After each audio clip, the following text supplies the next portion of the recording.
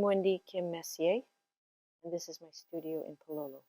I think we moved into this place in '84, but it was just this little space with just a little totung roof, and it just had kind of like a hollow tile enclosure with a little.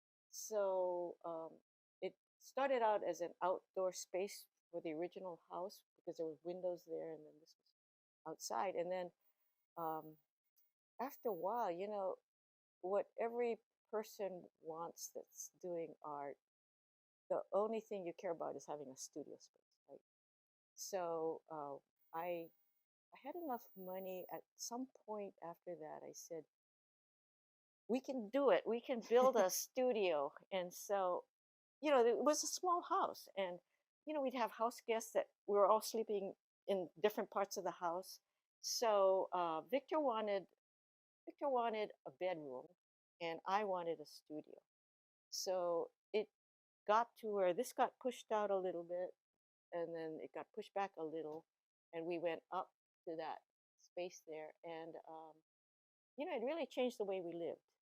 It really became some place you come into and you look out at the back here, and you don't feel like you're on a street.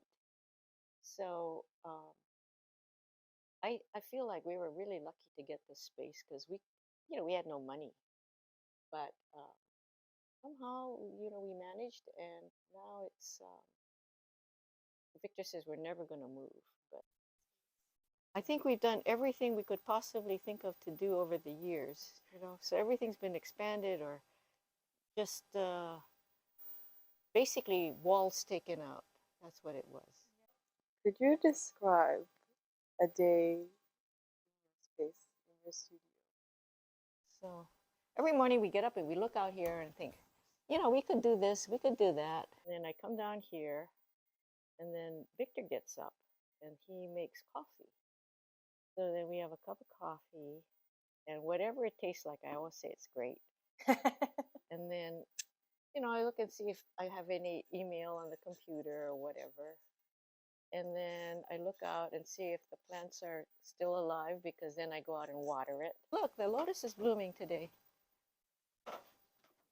So we sit out here and we pull up a chair and we look at what we can see of Diamond Head. And then we just kind of, have a little drink and talk about what we're going to do tomorrow, or what trip we're going to take, or, we just talk about all these things in the future. And then the next morning we forget about it. But it's always kind of a nice way to, touch bases and relax, because otherwise, I'm kind of OCD, and so I would just be working. And my husband's just the opposite, so it's a good balance. And then there's always something to do, so I always kind of poke around. But these have deadlines, and so I'm pretty focused. But I feel like I'm pretty lucky. I can create my own projects, and and I go to Pilates twice a week. So that's probably the only exercise I do. So I'm really regular about that. And so after that, we go out, a group of us in Pilates, and we have a nice lunch, and here I am. And so in the afternoon, I'm probably going to work on these shirts. Yeah. And then have dinner, and then work on these shirts, and then go to bed. But there's a lot of variation in the days, because a lot of my friends are artists too. So there's always a show to see, somebody that needs help. My day. Well, I'm a practical person, so I thought I am never going to be able to make it as a painter. Anyway, I thought, okay, I'll just do graphic design. I know I can get a job. But then when I moved to Maine, I said, what am I going to do here? So I always sewed. And I thought, okay, I'll start making things. And that's how I started doing clothing. But it's all part of a circle, right? I think too is a lot of times those things happen when you don't see it because you're not ready for it, and then when you are, it shows itself.